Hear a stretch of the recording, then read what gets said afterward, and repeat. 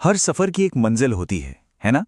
लेकिन सोचिए, क्या हो अगर किसी सफर की मंजिल खुद खौफ हो? आज हम एक ऐसी ही कहानी को परत दर परत खोलेंगे। ये समझने की कोशिश करेंगे कि कैसे एक बिल्कुल आम सी छुट्टी एक ना भूलने वाले डरावने अनुभव में बदल जाती है। तो आइए, इस खौफनाक रास्ते पर मेरे साथ चलिए।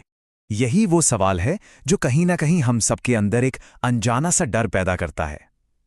हमारी ये कहानी इसी सवाल के इर्द गिर्द घूमती है और ये दिखाती है कि कैसे हमारी रोजमर्रा की जिंदगी के ठीक नीचे एक अनहोनी छिपी हो सकती है जो बस एक मौके का इंतजार कर रही है।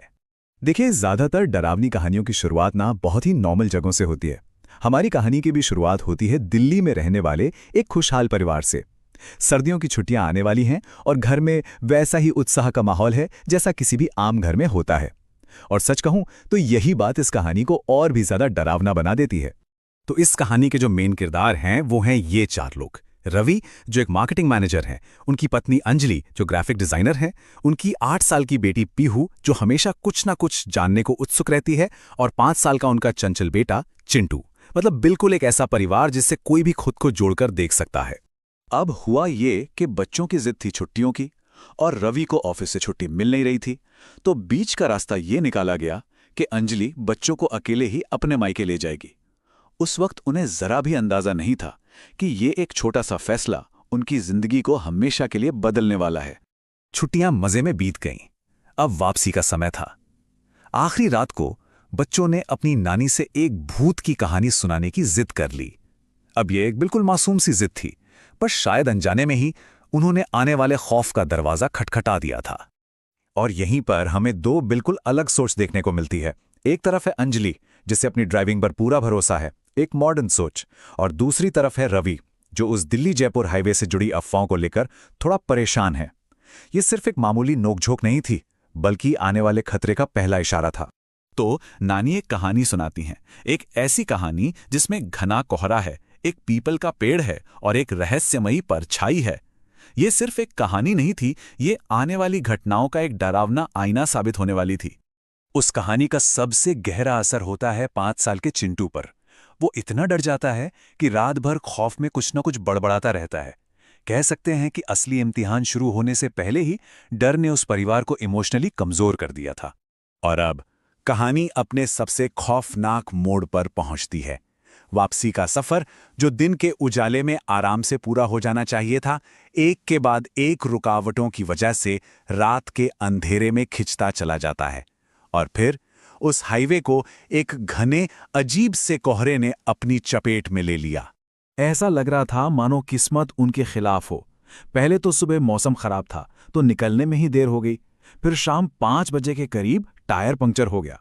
हर एक रुकावट उन्हें उस भयानक रात और उस घने कोहरे के और करीब ले जा रही थी। कोहरे में मुश्किल से 10-15 फीट ही दिख रहा था। तभी अचानक कार की हेडलाइट्स में अंजलि को सड़क के ठीक बीचों बीच कुछ अजीब सा नजर आया। एक पुरानी टूटी फूटी साइकिल जिस पर सीट भी नहीं थी। यहीं से ये सफर एक खौफनाक मोड़ लेना शुरू कर देता है। और फिर कुछ ऐसा होता है जो दिमाग को सुन्न कर दे। जिस साइकिल को अंजलि अभी अभी पीछे छोड़ कर आई थी, वही साइकिल कुछ दूर आगे सड़क के किनारे फिर से खड़ी दिखाई देती है। अब ये सिर्फ अजीब नहीं था, ये कुछ और ही था। डर अब अपनी सारी हदें पार कर रहा था।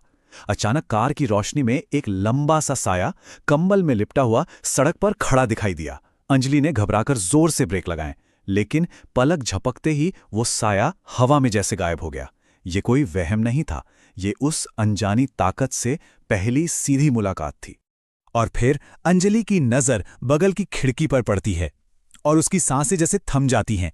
शीशे पर अंदर की तरफ से एक बड़े से हाथ का निशान छपा हुआ था। सोचिए, कार के दरवाजे और खिड़कियां अंदर से बंद थीं, तो फिर वो निशान अंदर कैसे आया? ये वो पल था जब डर हकीकत बन चुका था। अब डर काबू से बाहर हो चुका था। एक के बाद एक घटनाएं इतनी तेजी से हो रही थीं कि सोचने समझने का मौका भी नहीं मिल रहा था। सब कुछ एक भयानक अंजाम की तरफ बढ़ रहा था। तभी अचानक कार का बंद रेडियो अपने आप चालू हो गया, लेकिन उसमें से कोई गाना नहीं, बल्कि एक अजीब सी खुरदरी, एक अमानवीय आवाज गूंजी।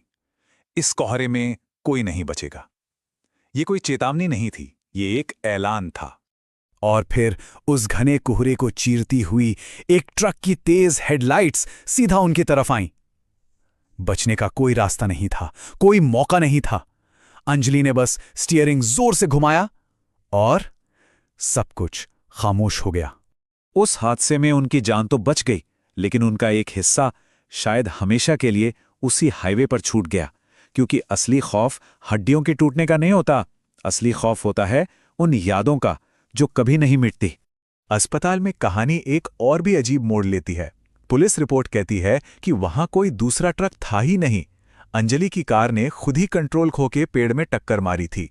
ये बात अंजलि को उसके उस डरावने अनुभव के साथ बिल्कुल अकेला छोड़ देती है, क्योंकि अब उसके सच पर कोई यकीन करने को तैयार नहीं था।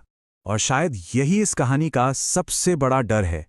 शरीर के घाव तो वक्त के साथ भर जाते हैं, लेकिन उस रात की याद, वो साया, वो हाथ का निशान और वो सच जिसे दुनिया के सामने कभी साबित नहीं किया जा सकता, वो अंजलि के साथ हमेशा के लिए रह गया। आखिर में ये कहानी हमें एक बहुत ही परेशान करने वाले सवाल के साथ छोड़ जाती है। क्या कोहरा सिर्फ मौसम का एक रूप है, या फिर ये हमारी दुनिया और उस अनदेखी दुनिया के बीच का एक पर्दा है? ये एक ऐसी अनकही कहानी है जो हमें याद दिलाती है कि हर सुनसान सड़क पर कोई ना कोई राज जरूर दफन होता है।